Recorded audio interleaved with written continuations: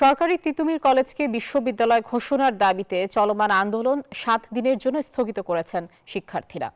আন্দোলনরত শিক্ষার্থীদের পক্ষে লায়েক নূর মোহাম্মদ সোমবার রাত 10টার কিছুক্ষণ আগে এ ঘোষণা দেন।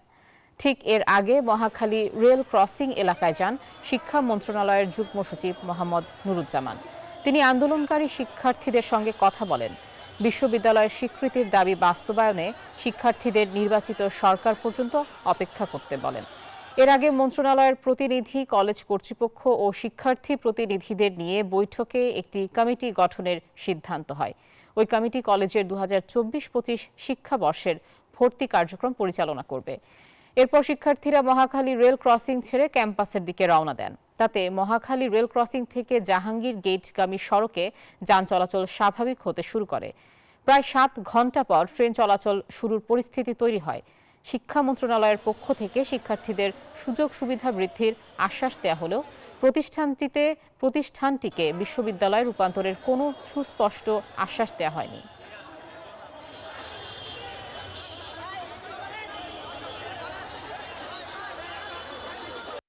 আমরা চাই না যে এই ধরনের একটা শিক্ষা প্রতিষ্ঠানের কারণে কেউ বিড়ম্বনায় পড়ুক, ছাত্রজন ক্ষতিগ্রস্ত, সরকার বিব্রত কিংবা আমরা কারোর কার্যক্রম বাধাগ্রস্ত হয়। সুতরাং এইটা প্রিন্সিপাল মহোদয়ের দায়িত্ব শিক্ষক এবং ছাত্রদের নিয়ে একটা টিম করে দেবেন, যারা সরকারের এই সিদ্ধান্তগুলো বাস্তবায়নের ক্ষেত্রে তারা আমাদেরকে পরামর্শ দেবেন কিংবা ওভারসি করবেন।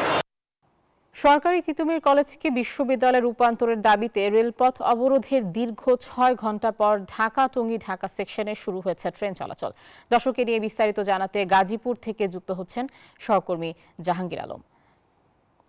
জাহাঙ্গীর, আপনি এখন গাজীপুরের কোথায় আছেন এবং সময়সূচি অনুযায়ী ট্রেন চলছে কিনা জানাবেন।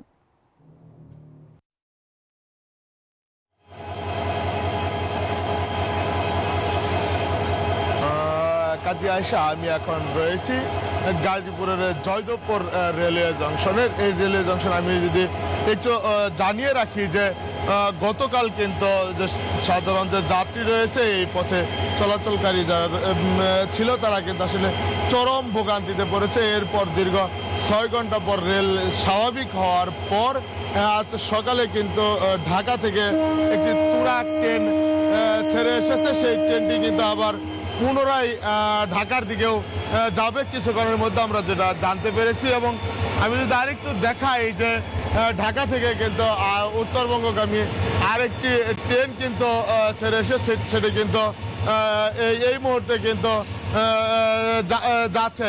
আর এই যে তিতুমির সরকারি কলেজ বিশ্ববিদ্যালয়ে রূপান্তরের যে ঘটনায় কিন্তু ট্রেনের লাইন বন্ধ থাকায় সাধারণ যে যাত্রী তাদের কিন্তু চরম ভোগান্তিতে পড়তে হয়েছে। এবং আমি জয়দেবপুর রেলওয়ে জংশনের যে মাস্টার রয়েছে তার সাথে কথা হয়েছে, তিনি যেমনটি জানিয়েছেন যে দীর্ঘ 6 ঘন্টা পর রেল যোগাযোগ স্বাভাবিক হয়েছে। তবে এখন একটু শিডিউল বিপর্যয়ে থাকলেও সব মানুষের ভোগান্তি কমেছে, কারণ মানুষ কিন্তু ট্রেনে চড়ে কিন্তু এখন যেতে পারছে এবং সাধারণ যারা যাত্রী রয়েছে তারাও কিন্তু একটু স্বস্তি বোধ করছে যে ট্রেনের কিন্তু এখন ভ্রমণ করা যাচ্ছে এবং সেই কারণেই কিন্তু সাধারণ যাত্রীদের কিছুটা স্বস্তি রয়েছে। তো এই ছিল গাজীপুরের রেলওয়ে জংশন থেকে আমার কাছে সর্বশেষ তথ্য। আয়েশা। জাহাঙ্গীর, আপনাকে ধন্যবাদ।